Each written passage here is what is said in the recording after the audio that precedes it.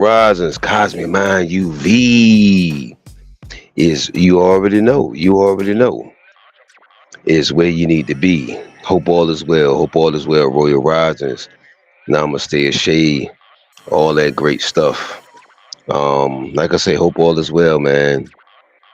And you know, when you hear this or see this, make sure you share it, put on your notifications for the near shine, and make sure that you subscribe, assist me in getting to 500 subscribers so we can keep it moving and keep this platform growing. Salute to Empress Star. She has her show Sacred Space tonight. Right on here live. You know what I'm saying? That was created just for the women, a women's only platform. So ladies, you know what I'm saying, go come on through and support. Yeah, man. Who is Titus or who is or was um Titus Campbell? All right, so we're gonna get into that. Then we gonna we got a couple other shows, maybe one other show, and of course Sacred Space. It'll be all in your face. Salute the Empress Star. Take you far, no matter where you are. Let me go share this around, and then we gonna, you know what I mean, get up or get down. Amen. All right, hold on.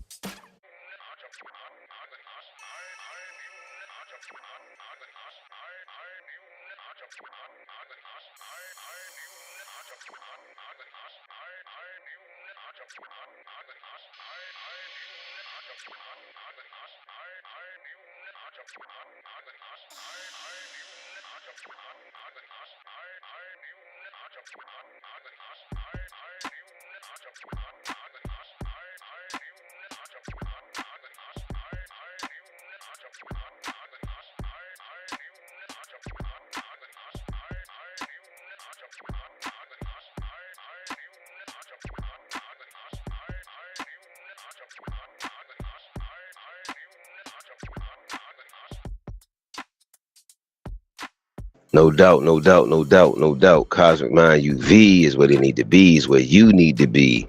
Gratitude for your participation, for the near shine. Whenever you see this, make sure you share, make sure you subscribe, make sure you donate to the channel. Help grow the channel. Help me get to 500 subscribers. Gratitude. Make sure you refer people to the channel. Tynus uh, Gullick Campbell Sr., 1812 to 1891, was a remarkable yet often overlooked feature of Black American history. A minister, educator, landowner, and political leader who dedicated his life to advancement of freedom during and after the Civil War. Early life, born in Middlebrook, Jersey, 1812, into relatively stable black family, educated in Quaker schools, which gave him access to reading and writing at a time when most black people were legally barred from education. In his youth, he worked in hotels, gaining experience in management and social organization that would later help in community building. Work before the Civil War, Campbell became a Methodist minister and later joined the African Methodist Episcopal AME Church. He was active in abolitionist, abolitionist, abolitionist movements in the North, advocating for the end of slavery and rights for free black communities. Published writings on black uplift and radical and racial justice, making him a known intellectual and organizer. Civil War and Reconstruction era. After the Civil War, Campbell moved to Georgia, where he played a major role in Reconstruction politics. He helped organize self.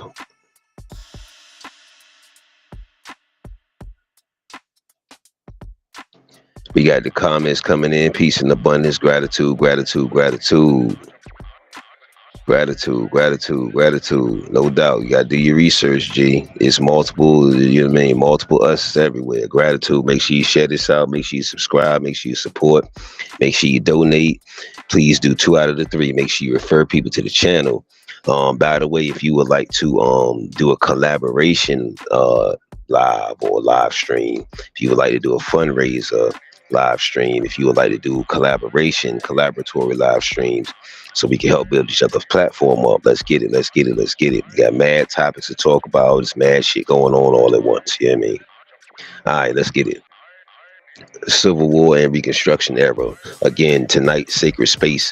That's a space created for the ladies, ladies only, by Empress Star. Should take you far no matter where you are. So, ladies, that's a space created for you to elevate and do it. Campbell moved to Georgia, where he played a major role. He helped organize self-sufficient black communities, particularly on the Georgia Sea Islands, where freemen were briefly granted land. The famous 40 acres and a mule, end quote, promise.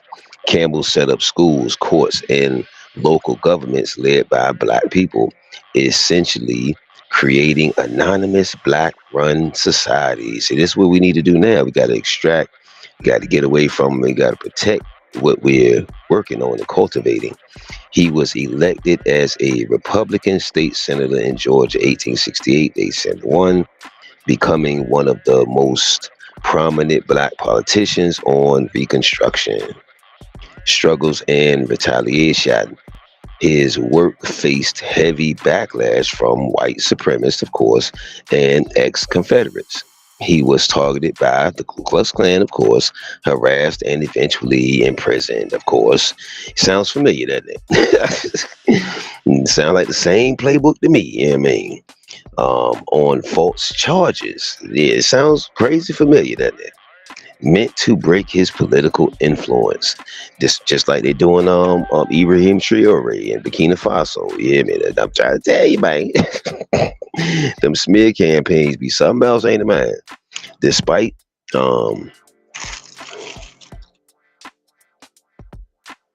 But despite persecution, he remained committed to organizing black voters and advocating for economic interdependence, not independence, interdependence through land ownership. Legacy. Tunis Campbell embodied the freedom dream of Reconstruction, black autonomy, land, education, and or knowledge and political power. Though much of his work was violently undermined, they always do that shit. See, we have to do, see, at the end of it, y'all, and I know melanin and a lot of black people get a little bothered with this. We gonna have to get rid of these entities, fam. That's the bottom of the bottom of the bottom line. You know what I mean? They've undermined shit just for so long. I mean, them, they, those, these different entity motherfuckers. During the rise of Jim Crow, his efforts inspired later generations of black leaders. Today, historians view him as one of the most radical and visionary black leaders of the 19th century. You probably haven't heard of him, y'all. In short, Tunis Campbell was a minister, landowner, and Reconstruction leader who fought for black self-governance, land rights, and political power in Georgia. See, you know, they got to get rid of they got fuck with you. Despite relentless opposition from white supremacists. All right, Tunis Campbell Titus Campbell's philosophy on black people and self-governance was radical for his time and rooted in the belief that black people could and must build, rule, rule, and sustain their own communities after slavery. That means we are the rulers of this fucking earth dimension. We have let these other fucking genetically modified motherfuckers borrow, borrow this fucking earth plane to the fuck long. You know what I mean? Here's the bust down of his ideas. Number one, land ownership equals freedom. Campbell believed he ain't believe shit. It's different between believing and knowing. Campbell knew land was the foundation of interdependence. Without land, freemen would remain dependent on white landowners and fall back into economic slavery through sharecropping.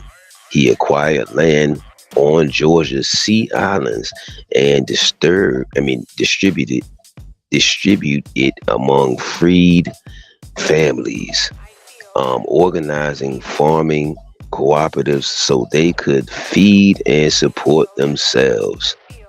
His motto was essentially, quote unquote, land and labor must belong to us, end quote. Number two, self-governance and black autonomy. He set up black-run local governments complete with courts, schools, and militias for protection. See, that's what I'm talking about. One, two, three. You hear that? That's what I'm talking about, man. Campbell argued that black people could not trust white controlled governments and self-guard their freedom, so they needed to govern themselves. And we still do today. Fast forward this shit. His communities on sea islands function as miniature republics where freemen made laws, enforced justice, and elected leaders. See, that's what I'm talking about. That's the only way you're going to have the quote unquote power of your vote type shit. Education as the backbone of freedom. Education and or knowledge. We did a show called Education versus Knowledge. Y'all go check that out. Campbell established schools for freemen and to ensure literacy, political education, and cultural pride. He believed that education was the shield against re-enslavement since ignorance had been used as a tool of oppression. Political power and voting. That's what makes it so irritating now. People, you have to work to be smart and you have to work to be stupid. That's you know what I mean. Y'all know my motto. Political power and voting. As Georgia's state senator, Campbell pushed for black political representation. So if you doing your voting, they're not pushing for shit that's gonna benefit you as what you look like and you exclusively, then you don't need to be fucking with that senator, congressman, whoever the fuck they are. He urged freemen to register, vote, and hold office, knowing that without political power, all gains could be taken away. He fought to protect the voting rights of black people against intimidation and violence from groups like the Ku Klux, the KKK. Collective defense and protection. Campbell wasn't passive. He organized black militias to defend communities against white violence. Yeah, he saw self-defense as essential to survival, since laws were often not enforced to protect black citizens. His core philosophy, in short, Tunis Campbell believed or knew black freedom required land, education, and or knowledge, political power, and collective self-defense.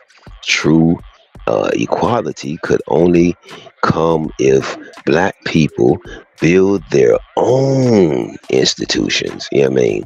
So that's why you hear me always say, man, a lot of these arguments we be having be obsolete because it's from a Eurocentric motherfucking thought process and standpoint. You know what I mean? And governed themselves, built their own institutions and governed themselves instead of depending on white controlled systems. He envisioned interdependent black communities as the key to survival and progress in a hostile America. This was way back whenever the for 1800s. What was his strategy for self-governance, etc.? And we're gonna conclude and we're gonna wrap it up and we'll get to the next show, y'all. Okay. Tunis Campbell's strategy for self-governance together, and then wrap it up with the conclusion. We got you. Tunis Campbell's strategy for self-governance. Number one, secure land first. Secure land first.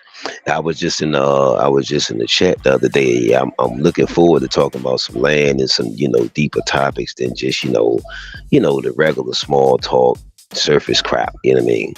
Secure land first. Land was the cornerstone, it still is, of his plan. Campbell acquired property on Georgia's Sea Islands after the Civil War. He distributed plots to freed families so they could grow food, earn income, and avoid dependence on white planters. This ensured both economic interdependence. I don't say independence, y'all. You know what I'm saying? I say interdependence. You know what I mean? Because that's some shit that them other motherfuckers gave us. And a physical base for self rule. These are the ones I'm talking about. Of course, they're not gonna tell you about the radicals. You know what I mean? Of course, they're gonna skip this person. All right, here we go. Build autonomous. See, this is the blueprint, y'all. It says step one, number one was land first. Hmm? All right, then number two, build autonomous communities. Campbell organized self-sufficient black-run towns with their own laws, schools, and community councils. Why would they not fuck with him? Why would they not undermine him? Why would they not? Come on now, Shimon, Shimon, Shimon, Shimon, Shimon. He established a local government structure. Come on.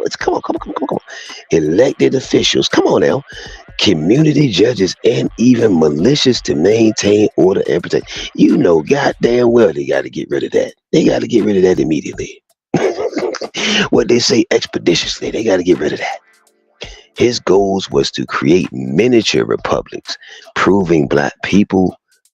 Proving black people could govern themselves just as effective as European and or whites. Number three, knowledge and or education as the foundation. Campbell set up schools to teach what? Literacy, civic responsibility, and self-respect. He saw knowledge and or education as the tool that would prevent re-enslavement and allow freemen to navigate politics and economics with strength. Political engagement. As a state senator in Georgia, he worked to protect black voting rights, secure civil rights legislation, and expand political representation. He encouraged freemen to register, vote, and run for office using the democracy as a weapon against oppression, collective defense, knowing that white supremacist violence was constant. Campbell organized black militias. See, they just made it more sophisticated nowadays. The shit is still there. He believed or knew in the right of freemen to defend themselves and their communities when the law failed to protect them. We got comments coming in. We got comments flying through. What we gonna do? We got Royal Risings from Emperor Star taking you far no matter where you are, be. Make sure you're here for sacred space, all in your motherfucking face.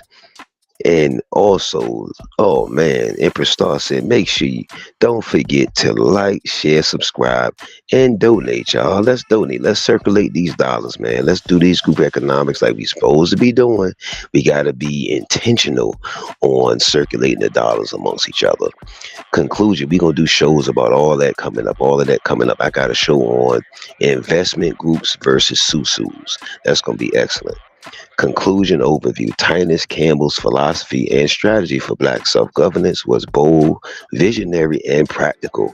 He understood that freedom without land was just a trap. True interdependence required economic foundation. So y'all keep asking for reparations. Y'all need to be talking about, let me get all of this land back. You hear me? Everything else will follow. Self-rule was essential.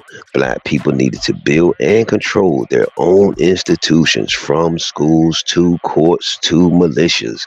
Everything. It has to be a whole conglomerate working together.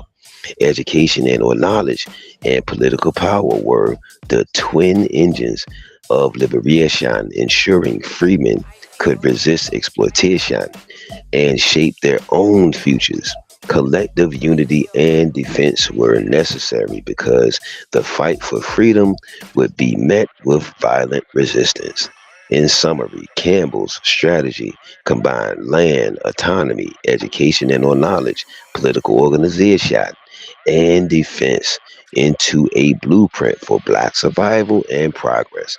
So that's what I'm saying. That we are not putting together plans to make some moves, y'all. We just doing a bunch of goddamn small talk. I call it intellectual masturbation.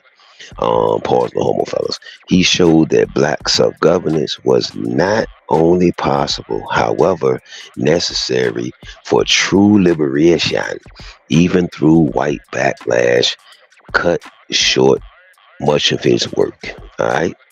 I hope this was an influential show for you. You know what I mean? This was going to be brief because we got another couple shows coming up. Of course, we got Sacred Space coming through at whatever time Empress Star decide to pop out. Yeah, I mean, I'm sure she has an excellent topic for you.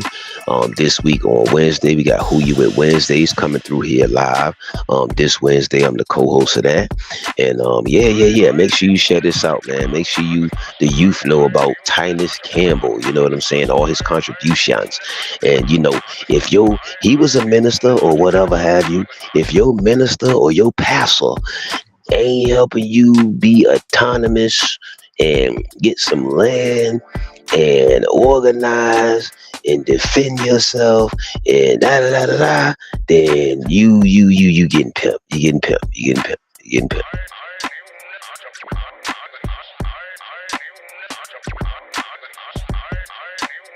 He said, nah, facts, nobody trying to link up for real. Yeah. We got to go ahead and be intentional with this shit, man. We do. See, that's what Neely Fuller talked about. I got to go find that lecture. Neely Fuller talked about how black people just want to always have fun. And the European packaged everything as fun. You hear me?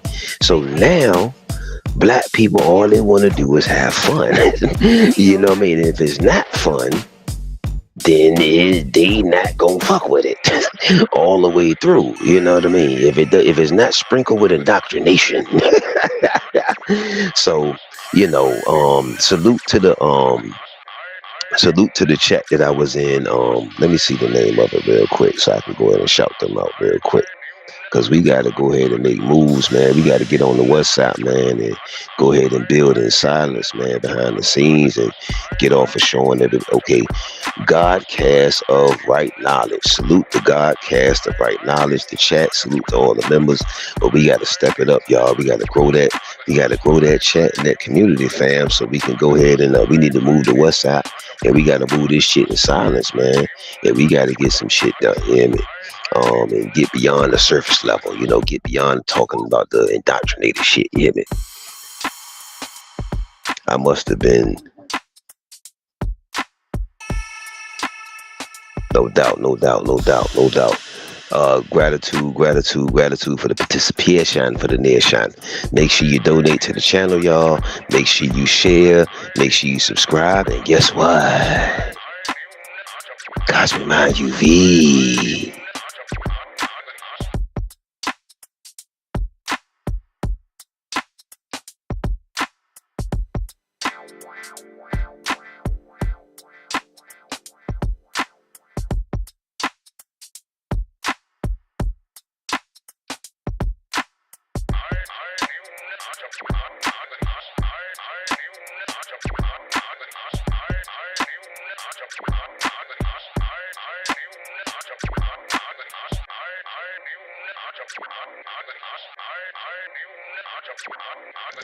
Well, real quick, as I said before, real quick, to my G Leo, the Rasta, I did invite them to do a collaborative show, a multi-panel show. So I'm just, I'm not waiting, of course, because you see me doing the show now.